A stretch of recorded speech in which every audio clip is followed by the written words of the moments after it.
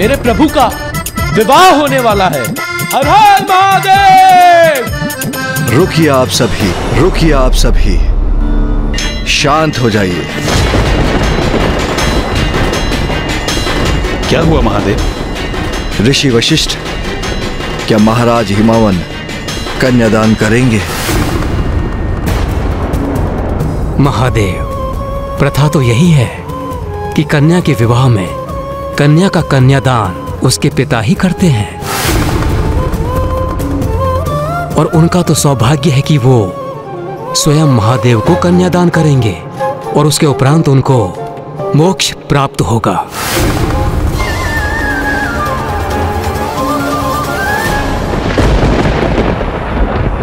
किंतु मैं कुछ भी समझने में असमर्थ हूं। क्या हुआ? आप सभी की चिंता का कारण क्या है? महाराज हिमावन और देवी मैना ने यदि महादेव को कन्यादान किया तो उसके पुण्य के प्रताप से उन्हें उसी पल मोक्ष प्राप्त हो जाएगा, और यदि ऐसा हुआ तो संसार से हिमालय अदृश्य हो जाएगा, और हिमालय तो संसार की तपोस्थली है। यदि वो अदृश्य हो गया तो सब ऋषि मुनि कहां तप करेंगे?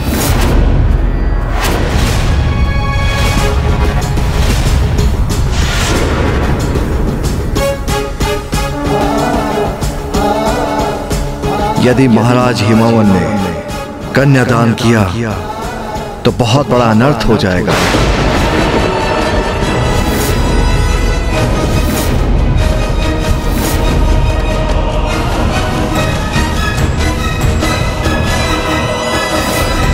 ये एक अत्यंत विचित्र और विकट परिस्थिति उत्पन्न हो गई।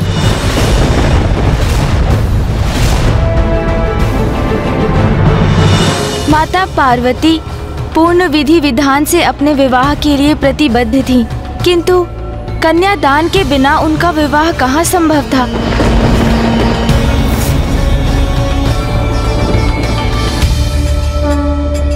ये कैसे असमंजस की स्थिति उत्पन्न हो गई थी ब्राह्मण देवता? अब तो सब कुशल होना चाहिए था ना? इतनी कठोर तपस्या की थी माता ने।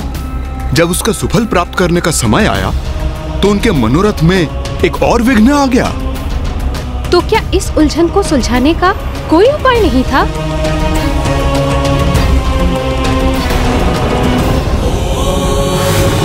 हमारे विवाह के कारण ऋषि मुनि हिमालय पर्वत से वंचित हो जाएं, ये मुझे कदापि स्वीकार नहीं। और देवी पार्वती जो स्वयं प्रकृति है, उन्हें भी कहां स्वीकार होगा कि उनके कन्यादान करने से हिमालय पर्वत संसार से लुप्त हो जाए।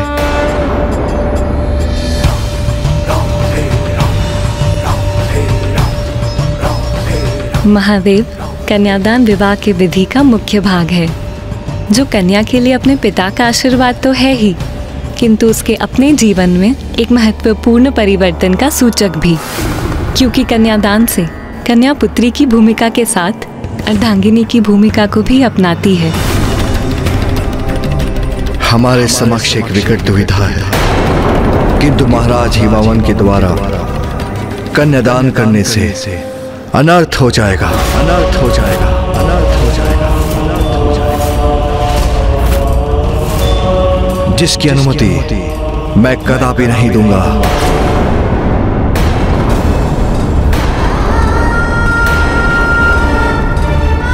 ऋषिवर, इस समस्या का फिर क्या समाधान हो सकता है?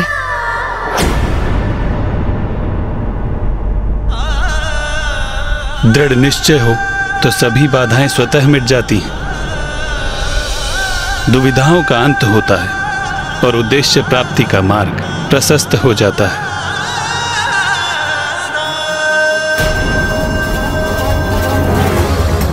महादेव और देवी पार्वती का विवाह अवश्य होगा।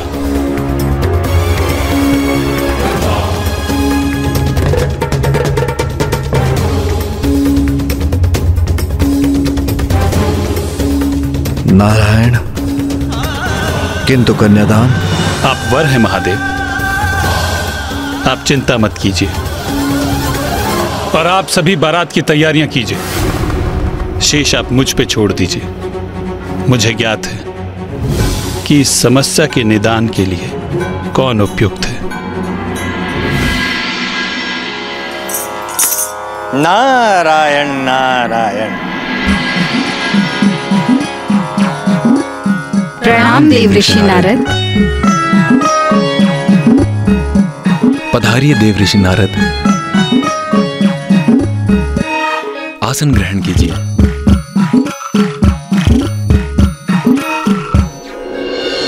ग्रहण करने आसन नहीं हुआ है मेरा आगमन। सब कुशल मंगल तो है ना? नारायण नारायण। महारानी मैना, आपकी चिंता का नहीं कोई विशेष कारण। देवादिदेव महादेव और देवी पार्वती का अवश्य होगा लगन।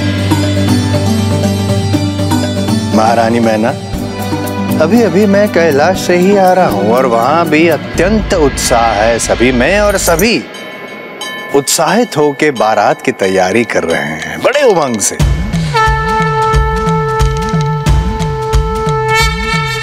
तो सप्त ऋषि और समस्त देवगण हैं वहां महादेव के साथ। तो मैंने भी निर्णय लिया कि मैं यहाँ कन्या पक्ष की ओर से बारात का स्वागत करूंगा और आप दोनों की सहायता करूंगा।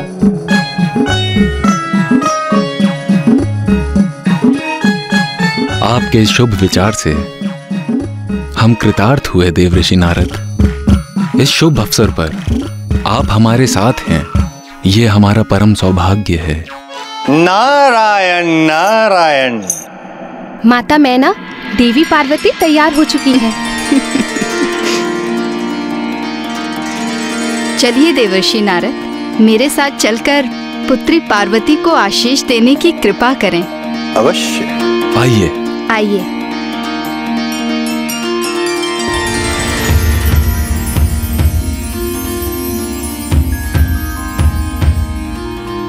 पुत्री पार्वती,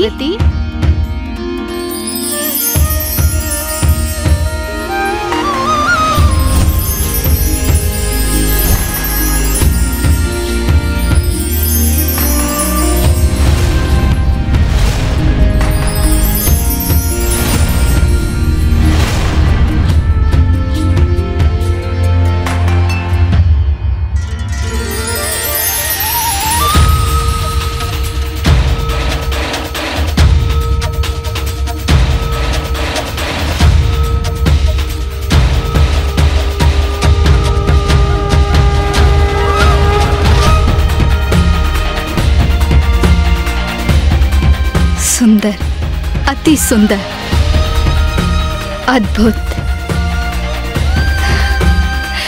पुत्री पार्वती, कितनी सुंदर लग रही हो तुम।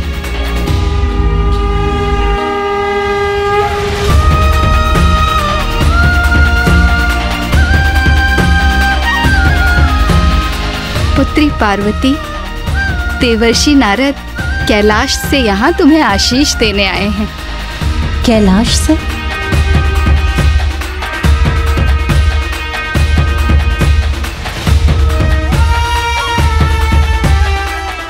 प्रणाम देवर्षि। स्वयं मां आदि शक्ति ने पुत्री के रूप में जन्म लिया है आपके घर। प्रणाम माता आदि शक्ति। प्रणाम। आपका कल्याण हो देवी पार्वती। नारायण नारायण, भूल गया। आपके लिए एक विशेष भेंट लाया हूं मैं कैलाश से। भेंट? कैलाश से?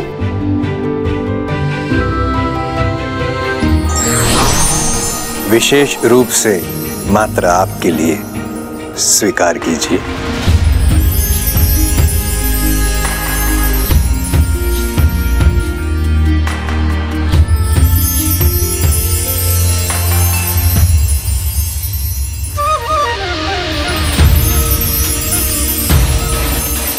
सुंदर प्रतीक भेजा है।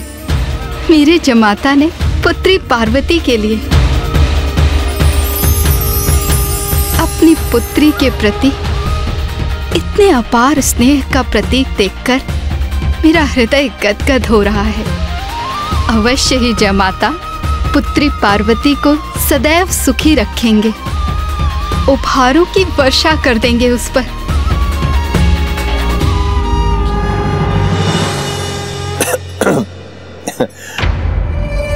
महारानी मैना, ये विशेष उपहार आपके होने वाले जामाता महादेव ने नहीं, माँ लक्ष्मी और नारायण ने भेजा है। मेरी पुत्री ने इतने कष्ट सहे हैं उन्हें पाने के लिए, तो क्या ये उचित नहीं होता कि महादेव उसके लिए ये उपहार भेजते? किसी भी माँ के लिए अपने संतान के सुख की कामना स्वाभाविक है, किंतु मांगलिक कार्यों में धैर्य आवश्यक है।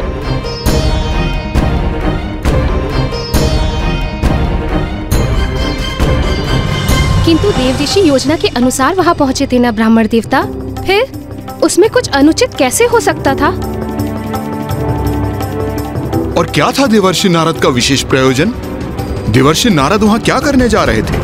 आपको इस प्रश्न का उत्तर पाने के लिए संपूर्ण कथा का श्रवण करना होगा महाराज। नारायण नारायण। एक नववधू के रूप में माता पार्वती की आभा अनुपम, अति सुंदर। महारानी मैना, मैं सोच रहा हूं जब महादेव और माता पार्वती दोनों एक साथ मंडप में होंगे तो आहा नारायण नारायण, कितना दिव्य मनोहरी दृश्य होगा वो। देवऋषि नारद, आपका क्या अनुमान है? क्या महादेव और पुत्री पार्वती की जोड़ी सुंदर होगी? अवश्य, निसंदेह। किंतु महारानी मैना, आप क्यों कर रही है मुझसे ये प्रश्न? क्या महादेव के आपको नहीं हुए हैं दर्शन? नहीं देवऋषि, किंतु आपको तो उनके शुभ दर्शन प्राप्त करने का असीम सुख प्राप्त है। कैसा रूप है उनका, कैसा व्यक्तित्व है, कैसे दिखाई देते हैं वो? कैसे दिखाई देते हैं वो?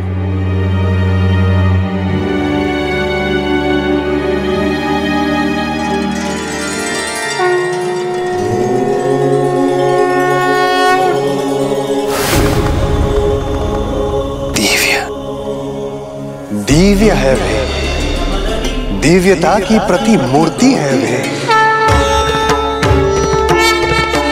जिनकी जटाओं को स्वयं चंद्र सुशोभित करते हैं, जिनका मस्तक चमकता है उनके दिव्य तेज से। पितरों की ऐसी पैनी दृष्टि है जो आत्मा में उतरकर अंतर के सभी रहस्य को ज्ञात कर लेती है।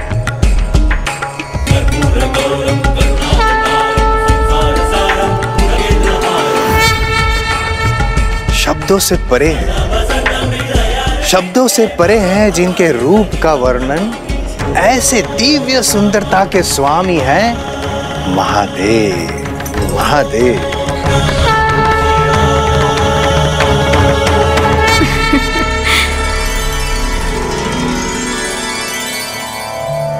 उनके समान दिव्य और सुदर्शन भला और कौन हो सकता है इस संसार में?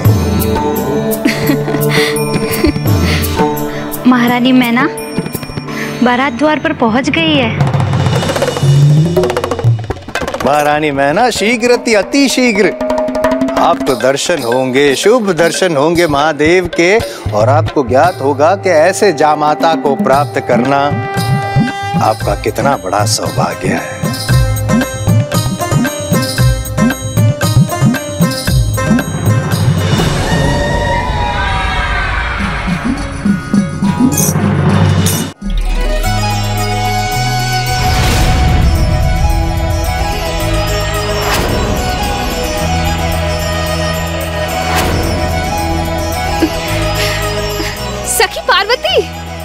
बारात आ गई है। पल पल बढ़ता पगी उमा का, शिव से करने चली मिलाप। अनुपम ये संयोग अनोखा, होगा अब ये पुनर्मिलन। व्याकुल ये हृदय और नैना, पार्वती शिव मिलेंगे आज। कितनी सुंदर और भव्य बारात है। इस बारात के दर्शन यहीं से कर लेते हैं। पार्वती शिव मिलेंगे आज, पार्वती शिव मिलेंगे आज।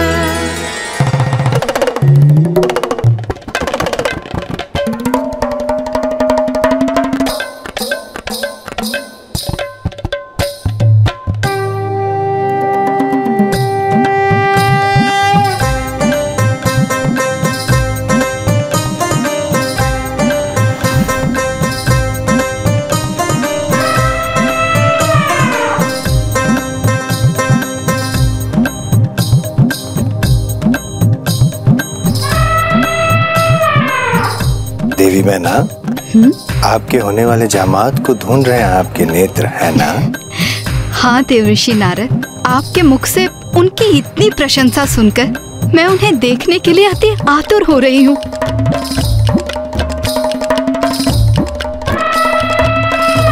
बताइए ना देवऋषि, इस समूह में कहाँ हैं वे? बताइए ना देवऋषि। मेरे मुख से इतनी प्रशंसा सुनी है आपने आपके होने वाले जामाता की, तत्पश्चात भी आप मुझे पूछ रही हैं? जरा उधर देखिए, खुद ढूंढिए, पहचानिए। अवश्य देवऋषि।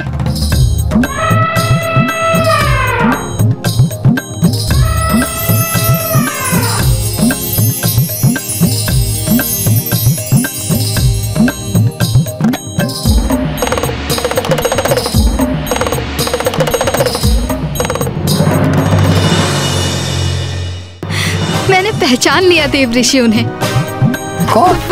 वो देखिए देवऋषि, जो अत्यंत आकर्षक व्यक्तित्व के स्वामी हैं, जिनकी चाल इतने आत्मविश्वास से भरी है, जिनका मुख इतना सुंदर है। अवश्य वही महादेव होंगे, है ना?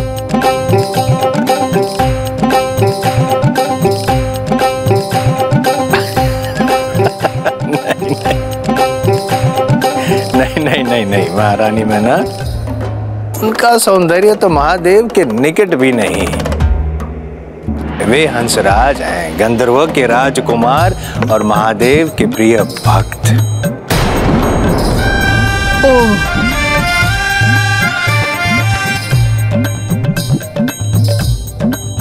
जिनके भक्त इतने सुंदर हों, वे स्वयं कितने दिव्य और मनोहर होंगे।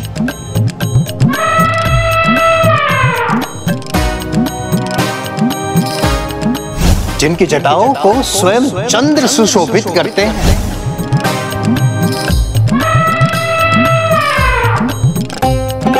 अच्छा, तो ये जो अब मेरी दृष्टि में हैं, जिनका राजमुकुट चंद्रमा के समान उनके मस्तक पर दमक रहा है, अवश्य यही महादेव होंगे।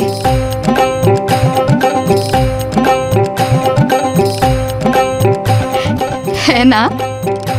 नहीं, जिनका मुखमंडल उनके शीतल प्रकाश से दमक रहा है, वो महादेव नहीं है, स्वयं चंद्रदेव है।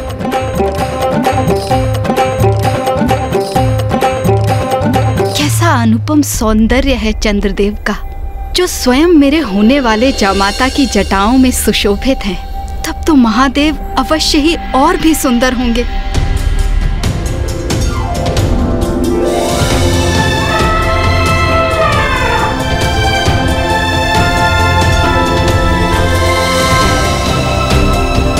जिनका मस्तक दमकता है उनके दिव्य तेज से।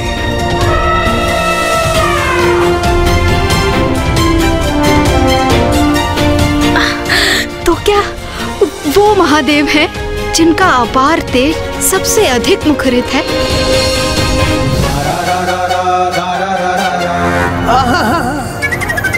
जिनके तेज से समस्त संसार को ऊर्जा प्राप्त होती है, वो महादेव नहीं है, सूर्यदेव है।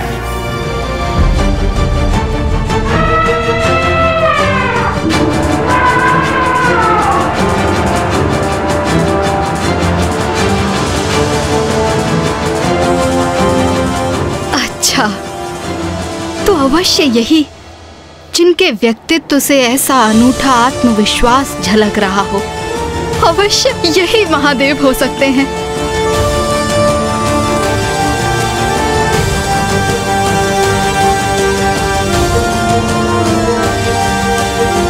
महारानी, जिन्होंने अपने तप से इतना अनुपम आत्मविश्वास प्राप्त किया है, वो इंद्रदेव है।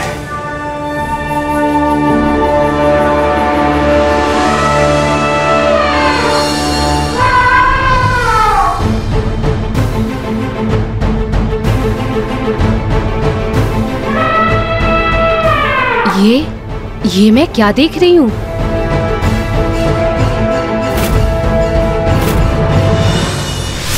क्या हुआ? माता अकस्मात चिंतित क्यों हो गई?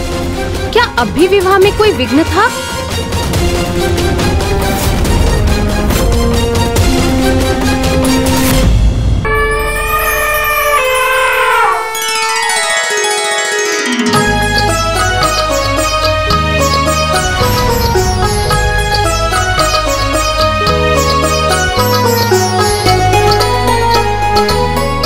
दिग्गज देवताओं, तेजस्वी गंधर्वों के दर्शन करने का सौभाग्य प्राप्त हो रहा है मुझे, और इन सभी से भी उच्च स्थान पर स्थित देवों के देव हैं मेरी प्रिय पुत्री के भावी स्वामी महादेव। धन्य है मेरी पुत्री।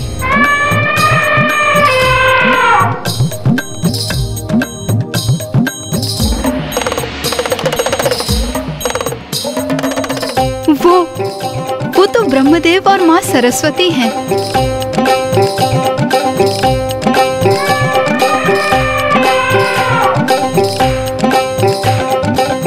महाराज, महारानी, वो देखिए।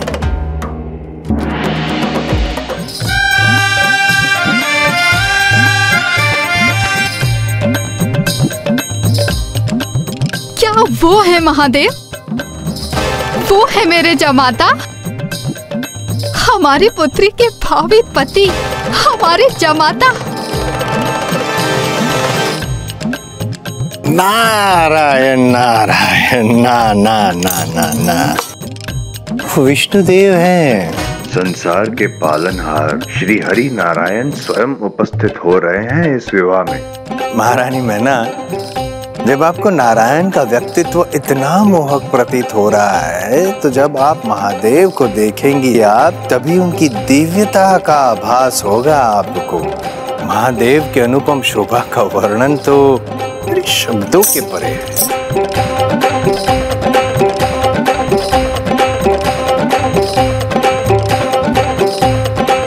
नारायण, कदाचित आपकी योजना पूर्ण करने के अत्यंत निकट हूं मैं।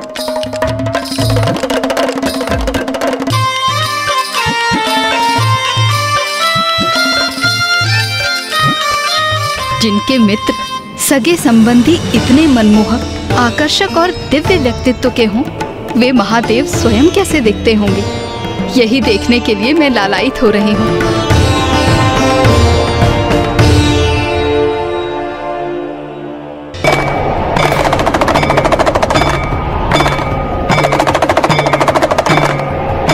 अकस्मात क्या हो रहा है?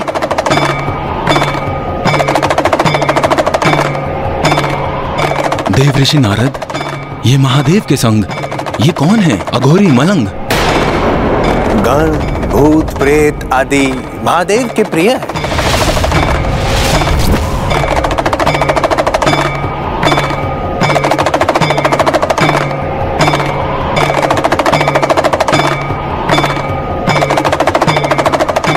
महारानी मैना, महाराज हिमावन, महादेव, महादेव।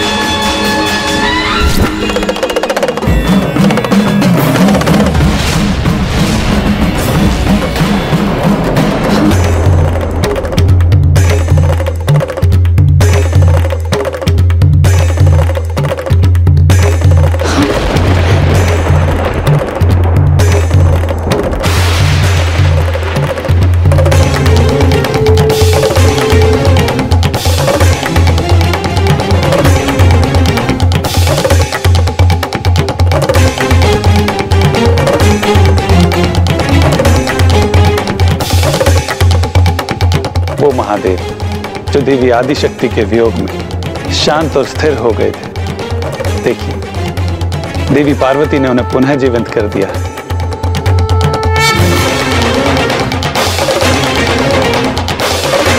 ये क्या? इस अघोरी से मेरी पुत्री का विवाह होगा?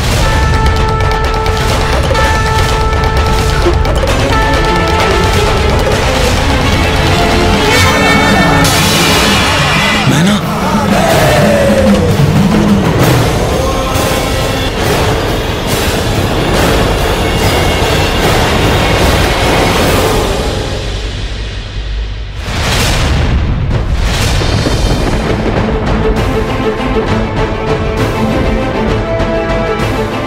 मेरा कार्य संपन्न हुआ।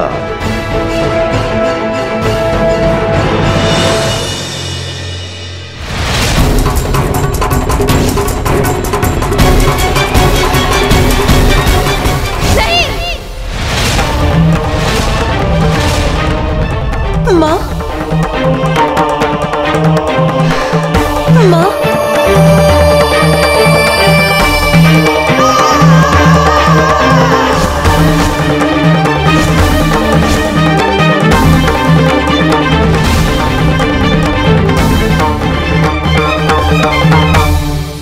पार्वती, क्या ये हैं वो जिनके लिए तुमने 3 सहस्र वर्षों तक कठोर तपस्या की?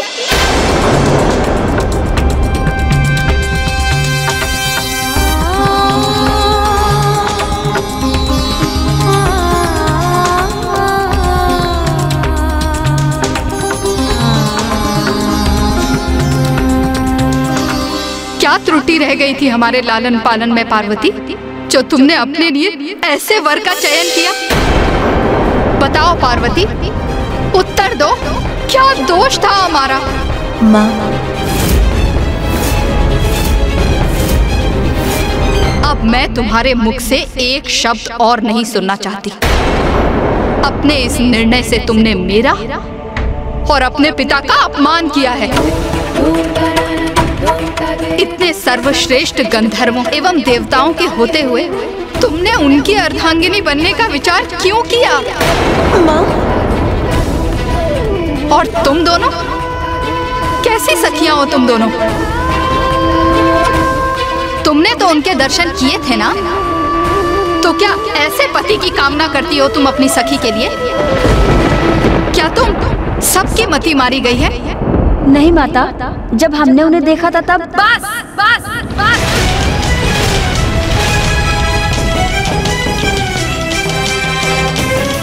मेरे शब्द स्पष्ट सुन लो पार्वती, यदि उन्हीं से विवाह करने का निर्णय है तुम्हारा, तो उससे पूर्व मेरे कंठ में शिला बांध किसी कूप में फेंक दो मुझे और अंत कर दो मेरा।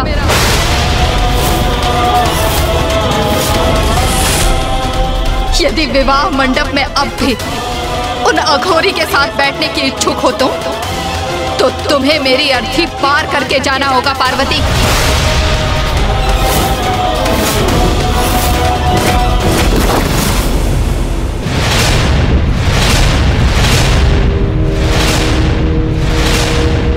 माँ, नहीं पार्वती, अब एक शब्द और नहीं कहोगी तुम, क्योंकि तुम्हारा कोई भी शब्द मेरे द्रवित हृदय को सांत्वना नहीं दे सकता।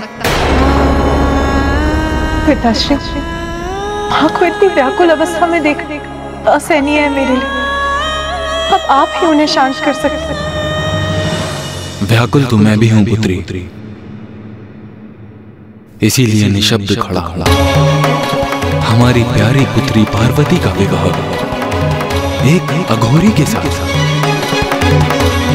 इसकी हमने कदापि कल्पना नहीं की थी।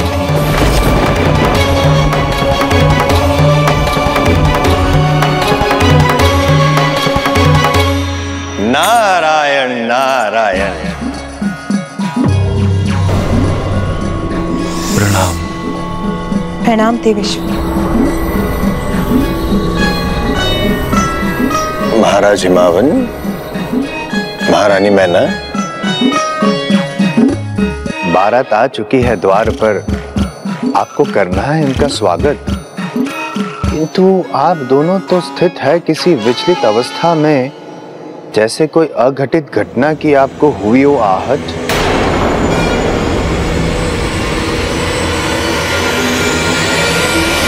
देव ऋषि नारद, कोई स्वागत नहीं होगा इस बारात का यहाँ। ये संदेश उन्हें दे दीजिए और साथ ही लौटने के लिए भी कह दीजिए।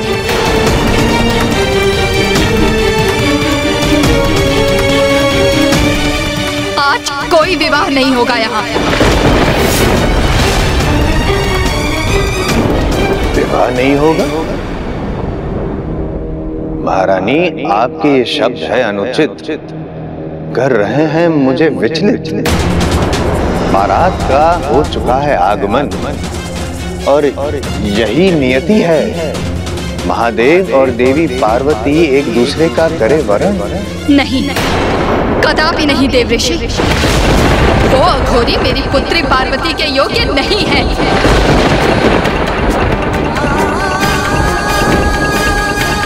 देव ऋषि आपने और सप्त ऋषियों ने सबने छल किया है हमारे साथ।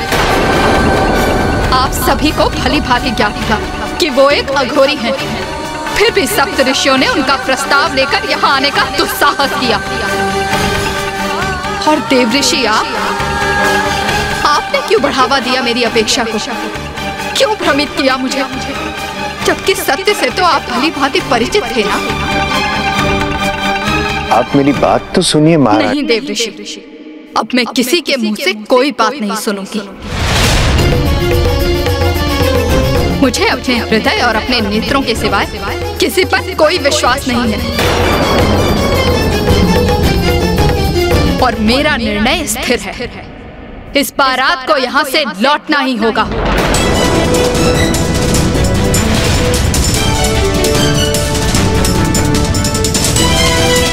नारायण नारायण, ये तो और भी विकट परिस्थिति उत्पन्न हो गई है यहाँ। मुझे ऐसा प्रतीत होता है कि महाराज हिमावन और महारानी मैना के हृदय में हमने आवश्यकता से अधिक संशय पैदा कर दिया। हिमालय पर्वत अपने स्थान पर स्थिर रहे, इसलिए ये संशय उत्पन्न किया था हमने। महादेव को अघोरी रूप में देख हिमावन के मन में संशय उत्पन्न हो और कन्यादान के पश्चात उन्हें इनका समुचित फल प्राप्त न हो, जिस कारण बिना मोक्ष के उनका अस्तित्व सदा बना रहे। किंतु उसका ऐसा परिणाम होगा ये हमें ज्ञात नहीं था। किंतु सत्य तो ये भी है कि शिव और पार्वती अभिन्न हैं। उनकी इच्छा के विपरीत उन्हें एक दूसरे से अलग नहीं किया जा सकता। सत्य है, शिव और शक्ति को कौन विलग रख सका है? ये तो असंभव है। किंतु नारायण, माता पार्वती अपने माता की आज्ञा का उल्लंघन कर मर्यादा कभी भी भंग नहीं करेंगी। और यदि माता मैना ने महादेव को अपने जमाता के रूप में स्वीकार नहीं किया तो फिर इस समस्या का समाधान कैसे होगा? परिस्थिति बहुत विकट हो गई थी। देवता असमंजस में थे। किसी को भी ज्ञात नहीं था कि महादेव और माता आदिशक्ति की लीला किस प्रकार उजागर होगी। माता मैना इस विवाह को रोकने के अपने इस निर्णय पर दृढ़ता से स्थिर हो गई थी और अब समस्त देवता इस विचार में थे कि वो किस प्रकार माता मैना की स्वीकृति प्राप्त करें।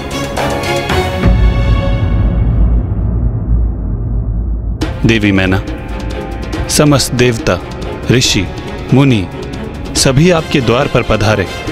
यहाँ तक कि स्वयं महादेव आपके द्वार पर पधारे और आपने उन सभी का अपमान कर दिया। सर्वथा अनुचित किया आपने। महाराज हिमावन की अर्धांगिनी होते हुए यह आपको शोभा नहीं देता। क्षमा करें नारायण, किंतु शोभा तो ये आपको भी नहीं देता कि आप यहाँ आकर एक माँ को विवश करें ताकि वो अपनी पुत्री का हाथ एक अघोरी के हाथ में दे दे।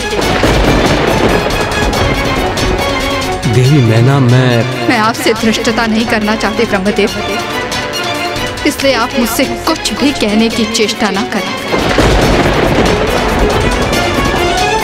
देवी मैना सुनो तो। विवश तो मैं हूँ ये समझने में नाथ कि ये कैसा षड्यंत्र है मेरी पुत्री के विरुद्ध। आप सभी को यहाँ देखकर ऐसा प्रतीत होता है जैसे आप मेरी पुत्री पार्वती की आहुति देना चाहते हैं। देवी मैना, देवी मैना।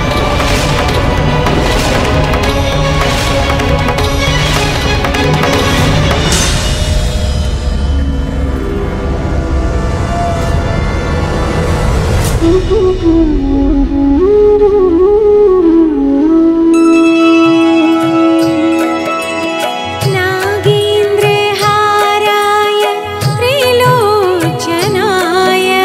भस्मांगरागाय महेश्वराय। नागेन्द्रहाराय त्रिलोचनाय भस्मांगरागाय महेश्वराय।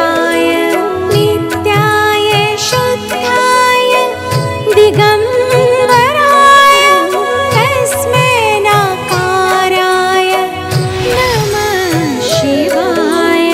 नित्याय शुद्धाय दिगंबराय तस्मै नाकाराय नमः शिवाय।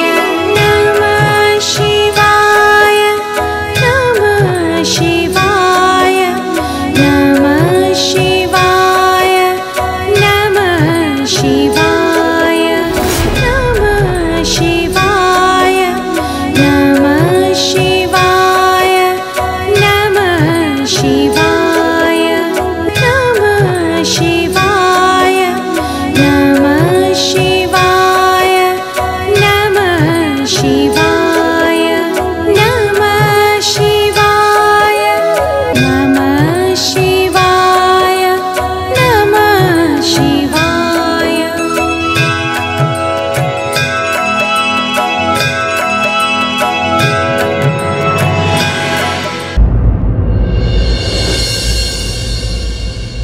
माँ, मैं आपकी पुत्री हूँ, तो ये स्वाभाविक है कि मैंने आपके भिन्न रूप देखे हैं। कभी आप मोम की तरह कोमल होती हैं, क्षण भर में पिघल जाती हैं।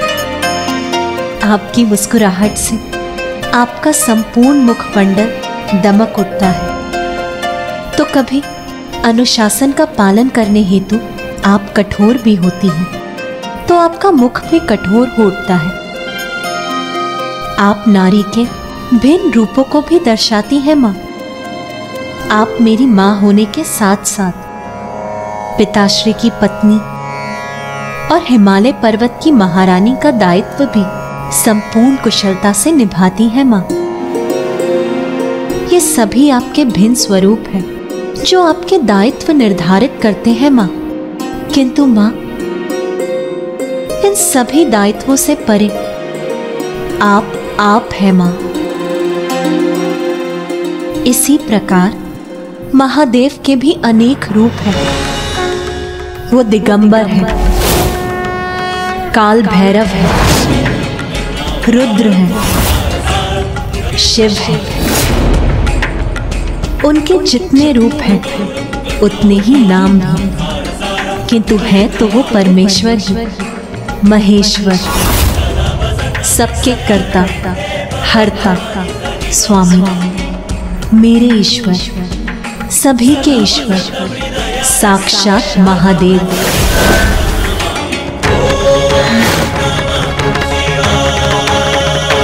वो महादेव आपकी पुत्री के तप से प्रसन्न होकर हमारे द्वार पर उपस्थित है और समस्त देवी देवता मेरे और महादेव के विवाह के आनंद में आपके द्वार पर उत्सव मना रहे हैं।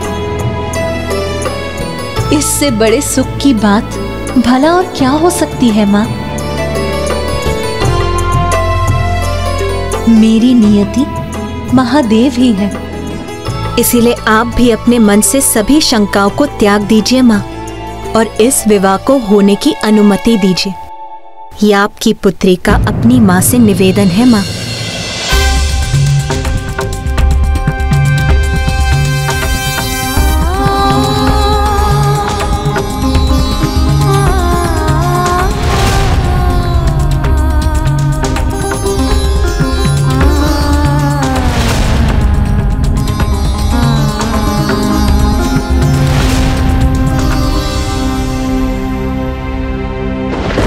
ये माँ भी अपनी पुत्री के हित को अनदेखा नहीं कर सकती। ये विवाह कदापि नहीं हो सकता।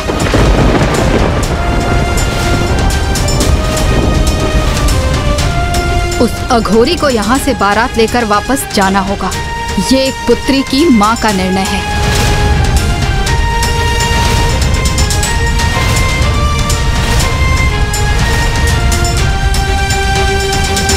किंतु ब्राह्मण देवता, सब कुछ तो श्री हरि नारायण और नारद जी की योजना अनुसार ही हो रहा था। फिर भ्रांति कहाँ उत्पन्न हो गई? और महादेव को भी स्वयं के विवाह में अघोरी बनकर जाने की आवश्यकता ही क्या थी? योजना तो बस यही थी कि महादेव को अघोरी रूप में देख हिमावन जी शंका युक्त होकर माता का कन्यादान करें और उन्हें मोक्ष की प्राप्ति ना हो, जिससे कि वो सदा स्थित रहे। किंतु इन सब का परिणाम ये हुआ कि अब माता मैना ही पूर्ण रूप से इस विवाह के विरुद्ध हो गयी। तो फिर अब इस स्थिति में महादेव और माता पार्वती का विवाह किस प्रकार से संपन्न होने वाला था गणेश जी? श्री हरि नारायण एवं देवर्षि नारद की योजना के अनुसार महादेव भस्म विभूत होकर एक अघोरी के रूप में बारात लेकर पहुँचे, जिन्हें देख माता मैना और शैलराज हिमावन चकित एवं दंग रह गए। किंतु इन सब के पीछे यदि एकमात्र आशय था तो वो बस इतना कि महादेव को अघोरी रूप में देख माता मैना और हिमावन शंका से भर जाएं और यही शंका उनकी मोक्ष प्राप्ति का बाधा बने, जिससे कि संसार के समस्त ऋषि मुनियों को उनकी तप स्थली हिमालय से वंचित न होना पड़े। आज यहाँ कोई विवाह संपन्न नहीं होगा। तुम्हें उस अघोरी को त्यागना ही होगा पुत्री। माँ, महादेव निर्गुण है तो सगुण है, महादेव कुरूप है तो स्वरूप भी, किंतु महादेव के समस्त रूपों का वर्णन तो कोई भी नहीं कर सकता, क्योंकि उनके स्वरूपों का पूर्ण ज्ञान किसी को भी नहीं। जब श्री हरि नारायण, ब्रह्मदेव और स्वयं मैं उनके अनंत रूपों की था नहीं ज्ञात कर सकते, तो और कोई अन्य कैसे उनका रूप ज्ञात कर सकता है? सत्य है, शिव तो अपने अनंत रूपों में सर्वत्र व्याप्त हैं और शक्ति उनकी पूरक है। यही सत्य है। समस्त संसार में जो कुछ भी घटित हो रहा है वो महादेव की ही लीला है। वो महादेव आपकी पुत्री के तप से प्रसन्न होकर हमारे द्वार पर उपस्थित है। इससे बड़े सुख की बात भला और क्या हो सकती है माँ? मेरी नियति महादेव ही है, इसीलिए उन्हें मेरा पानी ग्रहण करने दीजिए माँ।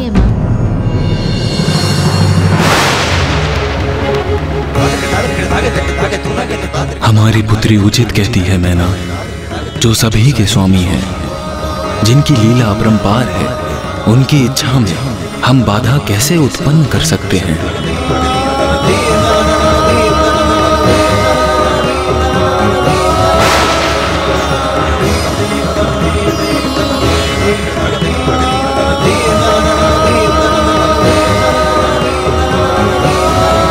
नाथ, आपके दिगंबर रूप के दर्शन करके माँ अत्यंत सशंकित है। कृपा कर अपने मनोहर रूप के दर्शन देकर उनकी ये चिंता दूर कीजिए। ये अत्यंत तनाव का क्षण था, क्योंकि महादेव तो सभी सतही आडंबर से परे हैं और वास्तव में जिनका अन्य सभी परित्याग करते हैं, महादेव तो उन्हें भी अपनाते हैं। भांग, धतूरा, भस्म उन्हें प्रिय है, इसलिए उनका इस प्रकार अपने दिव्य रूप के दर्शन देना तो उनके सरल अस्तित्व के विरुद्ध है। किंतु अब माता ने महादेव को गुहार तो लगा दी, किंतु क्या वो ये गुहार सुनेंगे?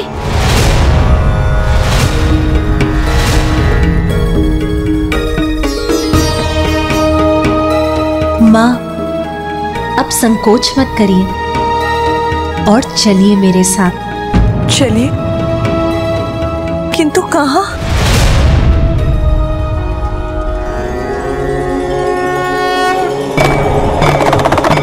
अब देखिए माँ,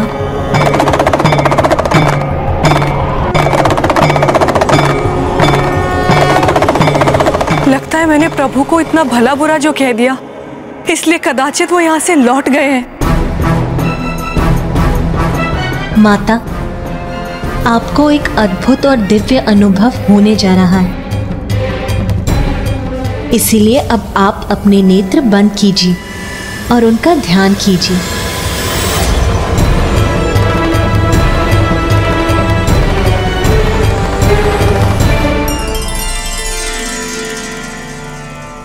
हे महादेव प्रभु, मुझे अपने दर्शन देने की कृपा करें।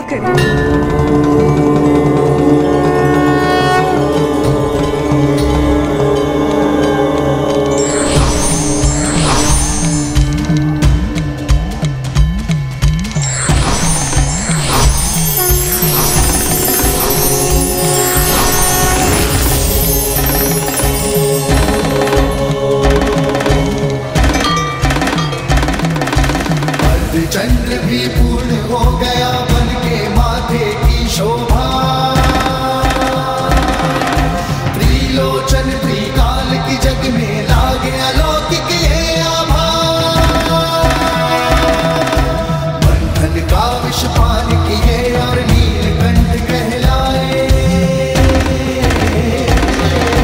जटा में धारण करके गंगा जग की प्यास बुझाए।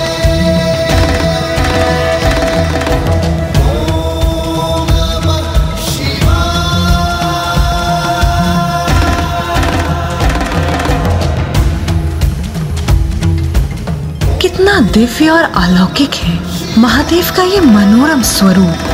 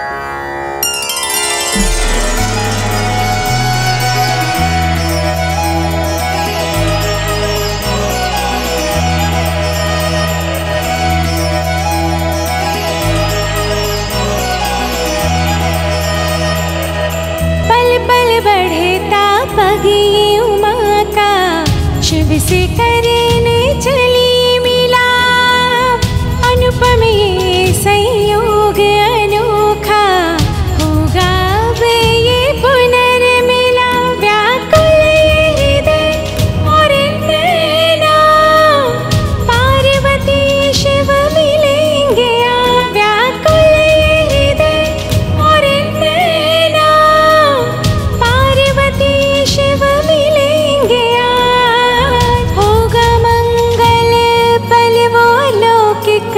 पार्वती शिव मिलेंगे आज, होगा मंगल पल वो अलौकिक, पार्वती शिव मिलेंगे आज, पार्वती शिव मिलेंगे आज।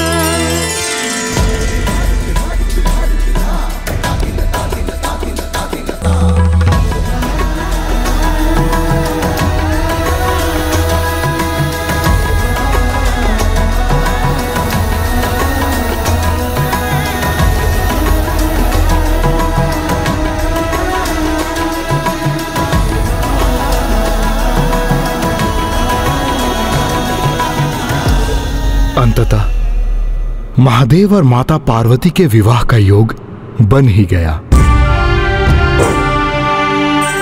तो अब तो सब कुशल था ना ब्राह्मण देवता? हाँ महाराज, माता मैना और महाराज हिमावन महादेव के मनोरम रूप के दर्शन कर शांत हो गए, किंतु महादेव के प्रति उनके हृदय में एक संदेह, एक संशय उत्पन्न हो चुका था। संशय तो ऐसा भाव है कि एक बार उत्पन्न हो जाए तो पूर्ण रूप से कभी नहीं मिटता।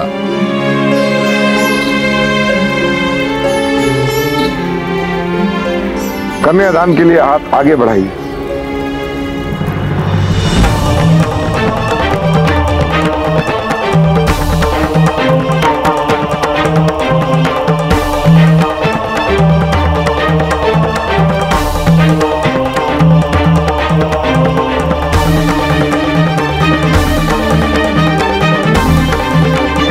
पिताश्री रुक क्यों गए?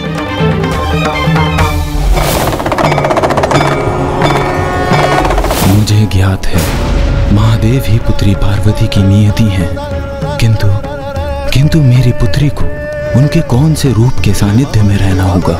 उस रूप में जिसमें उनका आगमन हुआ था, अन्यथा उस रूप में जो उन्होंने अभी धारण किया है।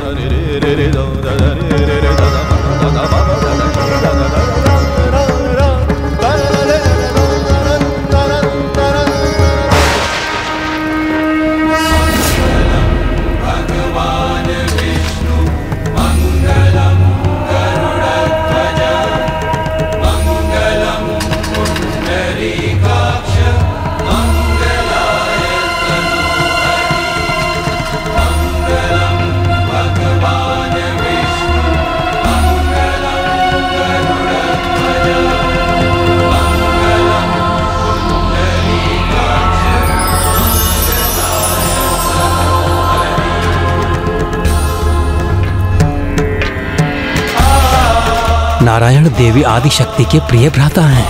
महाराज हिमावन भी नारायण के ही अंश हैं। इसीलिए नारायण स्वयं देवी पार्वती के कन्यादान में भी उपस्थित हैं।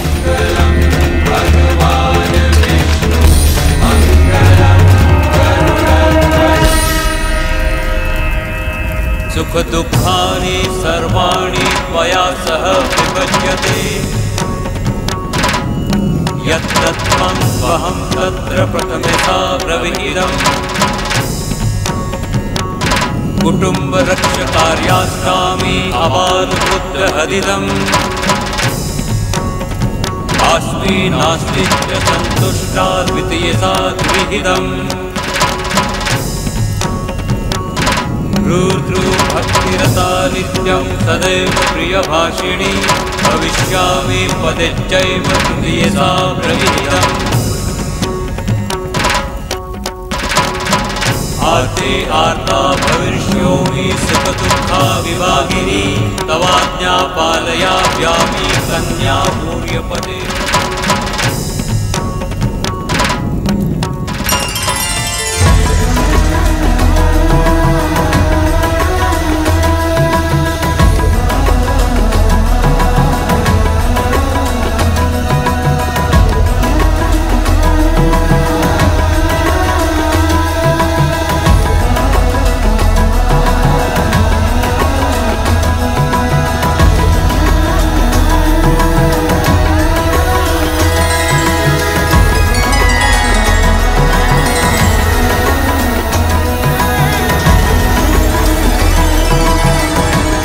अंततः वो शुभ घड़ी आ ही गई जिसकी प्रतीक्षा सभी को थी, और वो शुभ मंगल बेला साक्षी बना महादेव एवं माता पार्वती के उस अखंड विवाह का। किंतु सत्य तो ये भी था कि महाराज हिमावन ने शंका युक्त होकर पुत्री पार्वती का कन्यादान किया था, जिसके फल स्वरूप उन्हें मोक्ष की प्राप्ति नहीं हुई और वे सदा के लिए धरा पर ही रह गए।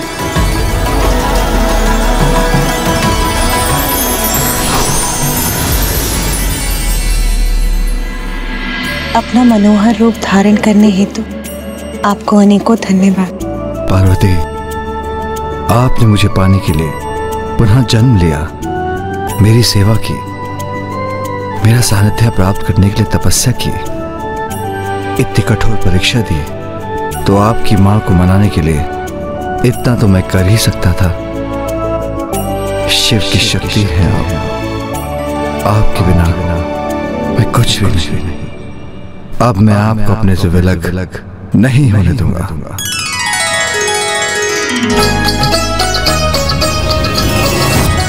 ब्राह्मण देवता, आपके माध्यम से माता पार्वती और महादेव की शुभ विवाह की कथा सुन हम कृतार्थ हुए। माता ब्रह्मचारिणी के जीवन का सार इस सीख में निहित है कि जिनका मन जीवन के कठिनतम संघर्ष में भी अपने लक्ष्य से नहीं भटकता, उन्हें सफलता अवश्य प्राप्त होती है। और माता ब्रह्मचारिणी की पूजा करने वाले भक्त जीवन के सभी सुख भोगते हुए मोक्ष प्राप्त करते हैं। माता ब्रह्मचारिणी का जीवन इसका भी द्योतक है कि वो कन्या जो अपने मन को पवित्र रख अपने जीवन में पूजा, व्रत एवं तपस्या को अंगीकार करती है, उसे एक ऐसे गुणी पति की प्राप्ति होती है जो उसके लिए सर्वथा योग्य होता है, जैसे माता पार्वती को महादेव प्राप्त हुए। किंतु इसमें तो सौभाग्य दोनों का ही था। जहाँ एक ओर माता पार्वती को महादेव प्राप्त हुए, महादेव को भी तो माता आदिशक्ति का साथ प्राप्त हुआ।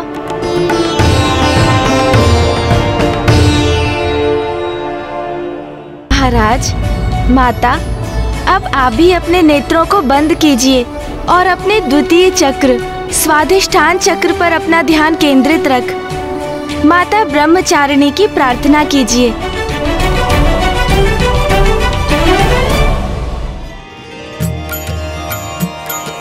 दधाना कर पद्माभ्यां क्षमाला कमण्डलू देवी प्रसीदतु मयि ब्रह्मचारिण्यनुतं मा ब्रह्मचारिण्यनुतं मा। स्वाधिष्ठान चक्र पर ध्यान केंद्रित कर माता की पूजा कर मुझे अपने भीतर एक अद्भुत ऊर्जा के संचार का अनुभव हो रहा है। जय मां ब्रह्मचारिणी, ब्रह्मा को दिया ज्ञान, नवरात्रि के दूसरे दिन सारे करते ध्यान, शिव को पाने के लिए किया है तप भारी, ओम नमः शिवाय जाप कर शिव की बनी वो प्यारी, भक्ति में खा कर लिया कांटे जैसा शरीर, फलाहार ही ग्रहण कर सदा रही गंभीर, बेलपत्र भी चबाए थे मन में अटल विश्वास, जल से भरा कमंडल ही रखा था अपने पास, रुद्राक्ष की माला से करो आपका जाप, माया विषय में फंस रहा सारे काटो पाप। नवरात्रों की माँ कृपा कर दो माँ, नवरात्रों की माँ कृपा कर दो माँ। जय ब्रह्मचारिणी माँ, ब्रह्मचारिणी माँ, जय ब्रह्मचारिणी माँ, जय ब्रह्मचारिणी माँ।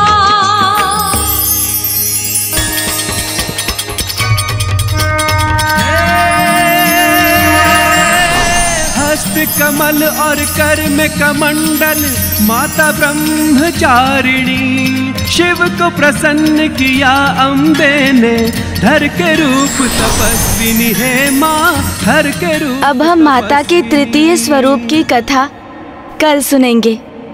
तृतीय दिवस? क्या हुआ माता सरला? कल तृतीय दिवस है ब्राह्मण देवता। आपने मेरे स्वामी को लेकर 10 दिवस उपरांत उनके भाग्य की भविष्यवाणी की थी। तो आपके मन में संशय उत्पन्न हो ही गया देवी सरला। मैंने आपसे कहा था ना, मुझे कुछ नहीं होगा। माता सरला, आप विचलित मत होइए। बस आप माता आदिशक्ति के सभी स्वरूपों की कथा पर अपना ध्यान केंद्रित रख। इन नवरात्रि के दिवसों में एकाग्रचित हो, बस उन्हीं की पूजा कीजिए। ब्राह्मण देवता, मैं माता के तृतीय स्वरूप की कथा सुनने के लिए अति उत्सुक हूँ। और हम आपको ये कथा सुनाने के लिए तत्पर हैं, क्योंकि आपको तो ज्ञात भी नहीं, किंतु पिताजी को काशी से दूर करने के आपके निर्णय के परिणाम का आपको आभास हो, इस पर बहुतों की आस टिकी है। महाराज देवोदास, माता के प्रत्येक दिवस की कथा के उपरांत जैसे जैसे आपकी कुंडलिनी का एक एक चक्र जागृत होता जाएगा, पिताश्री को काशी से दूर रखने की अपनी भूल का आभास आपको स्वतः ही हो जाएगा। और साथ ही आपको ये भी समझ आएगा कि क्यों आपके जीवन में अब मात्र 9 दिवस ही शेष रह गए हैं।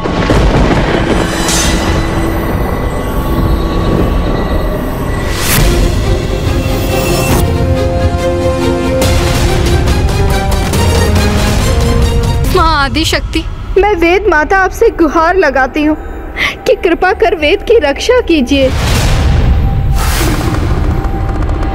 नारायण, ब्रह्मदेव, अब ऋषि जिज्ञासा के पास कुछ ही समय बाकी। यदि उनका देहांत हो गया तो हम सब पर ब्रह्म हत्या का पाप लग जाएगा। हमारी दुर्बलता और पीड़ा और भी बढ़ती जा रही है।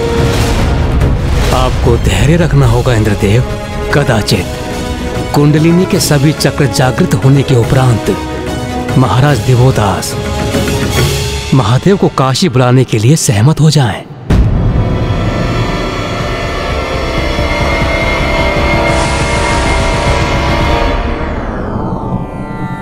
ब्राह्मण देवता, हम माता आदि शक्ति के तृतीय स्वरूप की कथा सुनने के लिए अति आतुर हैं। माता आदि शक्ति की तृतीय स्वरूप है माता चंद्रघंटा। माता चंद्रघंटा।